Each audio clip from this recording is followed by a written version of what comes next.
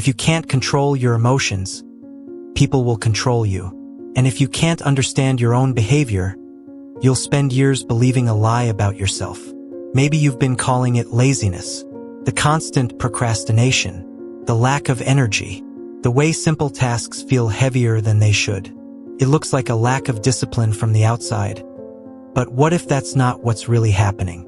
What if your brain isn't failing you, but repeating a pattern you've never been taught to see? Here's the uncomfortable truth. Most people who think they're lazy are actually stuck in a mental loop that quietly drains their motivation, distorts their perception of effort, and slowly disconnects them from action. It's not obvious. It doesn't announce itself.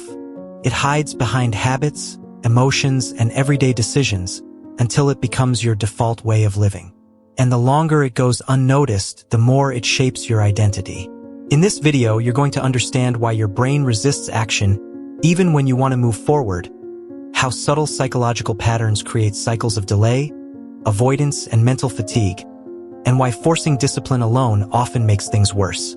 More importantly, you'll start to see a different way of responding, one that shifts how you interpret your own behavior and gradually restores control. Because once you recognize the pattern, something changes. The weight starts to make sense. The resistance becomes predictable. And what once felt like laziness begins to reveal a structure, one you can finally begin to break. Stay with this because what you're about to understand may change how you see yourself entirely. You need to stay with me until the end of this because the moment you recognize this pattern, something shifts, and it's probably not what you expect. It usually begins in a way that feels harmless. You wake up, maybe a little tired, maybe already thinking about everything you didn't finish yesterday. There's that small pressure in your chest, not overwhelming, just there. So you reach for your phone, just a quick check. Notifications, messages, a video, maybe two. And suddenly, without realizing it, your mind is already somewhere else. Your day didn't start, you drifted into it. Then comes that moment. You remember what you were supposed to do, that task you've been pushing for days. It's not even that hard if you're being honest. You've done harder things before, but right now, feels different, heavier, like there's an invisible weight attached to it. You think, I'll start in a bit, I just need to feel ready. And that sentence sounds reasonable, feels logical. But here's the part most people don't question. When was the last time you actually felt ready? And it led to action immediately? So you wait, you stall, you adjust little things. Maybe clean your space, grab coffee, check something important online. And for a second, it feels like you're preparing, like you're getting closer to starting. But you're not. You're orbiting the task, not entering it. And deep down, there's a quiet awareness of that. Subtle, but it's there. That voice that says, you're doing it again. Not loud enough to stop you, but enough to make you feel slightly off. By the time the day starts slipping away, something else kicks in. Guilt. Not the dramatic kind. The low, steady kind that just sits with you. It turns simple decisions into pressure. Now it's not just about starting. It's about fixing the fact that you didn't start earlier. And that makes the task feel even bigger than it actually is. So what does your brain do? Pulls you back again. Not because it wants to sabotage you, but because it's trying to avoid that growing discomfort. And this is where things get real. Because what looks like procrastination on the surface is often your brain running a protection loop. It's learned, somewhere along the way, that starting certain things comes with tension, pressure, maybe even a fear of not doing it well. So instead of pushing forward, it delays. Not loudly, not dramatically, just enough to keep you safe in the short term. But the cost shows up later, in that feeling at the end of the day when nothing feels resolved. When you're tired, but not satisfied. When you know you had time, but somehow it slipped through your hands. And the dangerous part isn't the delay itself. It's the meaning you start attaching to it. Because after enough days like that, it stops feeling like a pattern and starts feeling like who you are. And if you've been living inside that loop for a while, there's something underneath it that most people never stop to question. Something that makes this whole cycle repeat with almost perfect consistency. Stay with this because this is the part where most people get it completely wrong, and it's probably the reason you've been feeling stuck for so long. It's not that you don't want to act. It's not that you don't care. It's that something as simple as starting has started to feel heavy. Not physically heavy, but mentally dense, like trying to push through fog. And it shows up in the smallest moments. Opening an email feels like a chore. Replying to someone you actually like feels delayed. Even doing something quick, something that would take 5 minutes, turns into this long pause where you just sit there staring, knowing you should move, but not moving. And here's where it gets confusing. You can scroll for an hour without feeling that same weight. You can watch, consume, react, no problem. But the second it's something that requires output, something that asks you to engage, decide, or create, your energy drops. That contrast isn't random. Your brain is making a distinction, and it's doing it fast. One feels safe, passive, predictable. The other carries uncertainty, effort, maybe even the risk of not doing it well. And your brain doesn't like that mix. So it adds friction, invisible but real. It stretches the moment before action. It makes the task feel bigger than it is. Not because it is bigger, but because your brain is tagging it as costly. And the more often this happens, the more your system starts to associate action with pressure instead of progress. That's when things start to shift in a way you don't notice right away. You stop seeing tasks as neutral and start feeling them as something you need to prepare for. That's why you catch yourself saying things like, "I just need to get in the mood," or "I'll do it when I have more energy." But that state you're waiting for, it rarely shows up on its own. Because the truth is, energy doesn't usually come before action, it follows it. But when your brain has already linked action to discomfort, it flips the order, tells you to wait, to delay, to avoid that initial tension. And each time you listen to that signal, even in small ways, you reinforce it. Over time, this builds a quiet pattern. You don't notice it forming, but you feel the effects. Tasks pile up, not always visibly, but mentally. Even things you care about start to feel distant.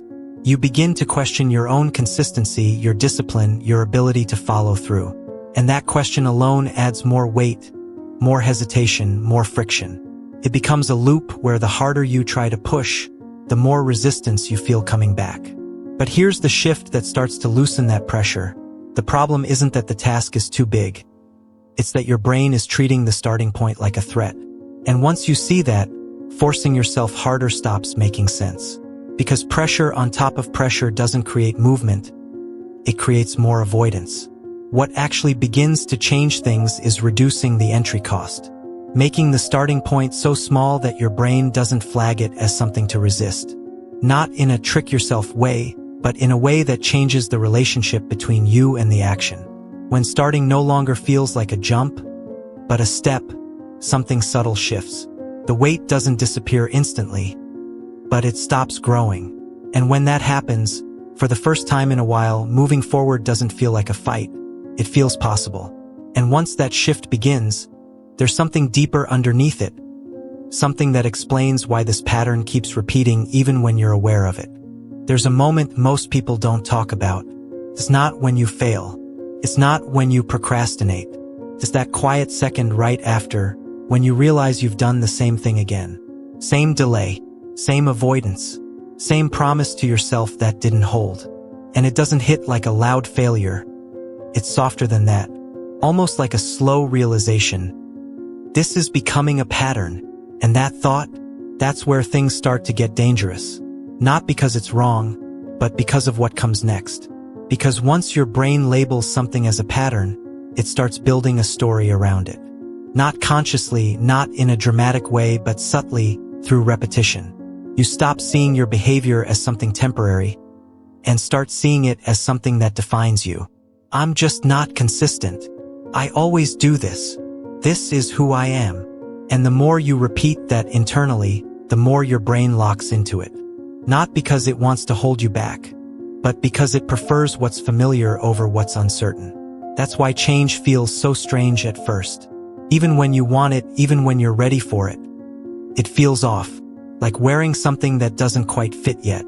You start doing things differently, maybe you act sooner, maybe you don't delay as much, and instead of feeling natural, it feels forced. And most people take that feeling as a sign that it's not working. So they stop. They go back to what feels normal. And just like that, the loop resets. But here's what's actually happening underneath all of that. Your brain isn't just repeating actions, it's protecting a version of you it has learned to recognize. Even if that version is frustrated, even if it feels stuck, it's still predictable. And predictability feels safe. So every time you try to step outside of that identity, there's resistance. Not loud, not obvious, but enough to pull you back into old habits, old rhythms, old ways of thinking. And this shows up in ways you might not expect. You might start something new, feel a bit of momentum, and then suddenly lose interest. Not because the thing itself changed, but because staying consistent with it would require you to become someone slightly different. Someone who follows through. Someone who doesn't delay. And that shift, even though it's what you want, creates internal tension. So your brain looks for a way out, a distraction, a reason to pause, something to bring you back to what it already knows. But once you see this clearly, the way you approach change starts to shift. You stop treating every setback as proof that you're stuck, and start seeing it as part of the process of breaking something that's been reinforced for a long time. You realize that feeling uncomfortable when you act differently isn't a sign to stop. It's a sign that you're stepping outside of the loop. So instead of waiting to feel like it, or trying to become a completely different person overnight, you start doing something more subtle. You interrupt the pattern. Not perfectly, not every time, but enough to create small cracks in it. You respond differently in moments where you would normally delay. You move before your brain has time to overthink. You make the starting point lighter, not heavier. And over time, those small shifts begin to stack. And this is where something real begins to change. Not in a dramatic, overnight way, but in a way that actually lasts. Because you're not just changing what you do, you're slowly changing what feels normal. And once that shifts, the same actions that once felt heavy start to feel like something you can actually handle. At the end of the day, this was never really about laziness. It was about patterns you didn't choose but kept repeating until they started to feel like part of you. And maybe the most important thing to realize is this: you are not stuck because you can't change, you're stuck because your brain got used to staying the same. That's a very different problem, and it has a very different solution. So the next time you feel that pause before action, that hesitation, that invisible weight, don't rush to judge it. Don't label yourself. Just notice it, because in that exact moment, you're standing at a split path. One direction leads back to what's familiar, what's comfortable, what keeps everything exactly the same. The other feels uncertain, maybe even a little uncomfortable, but it's the only direction that leads somewhere different. And no, you don't need a perfect plan. You don't need motivation to magically appear. What changes everything is what you do in that small window, right before you fall into the same cycle again. That's where control actually lives. Not in big decisions, but in those quiet, almost invisible moments that most people ignore. If this made you see your own behavior a little differently, then you're already closer than you think. Because awareness isn't the end. It's where real change starts. And once you stop calling yourself lazy and start understanding the pattern behind it, you don't just feel better, you finally begin to move. If something in your result felt surprisingly accurate or slightly uncomfortable, don't ignore that reaction. In behavioral psychology, the moments that trigger us often point directly to patterns we've normalized. The way you choose, the feelings you suppress, the roles you repeat, they're not random. They form a structure. And once you begin to see that structure clearly, your decisions start to change. That's why self-awareness isn't passive. It's practical.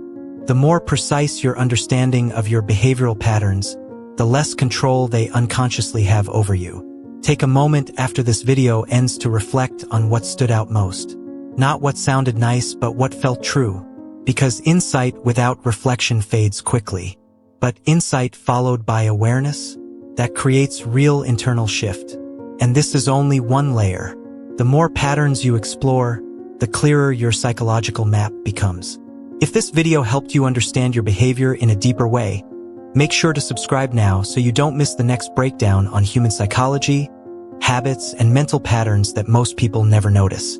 Hit the like button so this reaches more people who are stuck in the same cycle, and drop a comment below telling me which part of this video hit you the most. And if you want to keep going, watch the video on the card right now.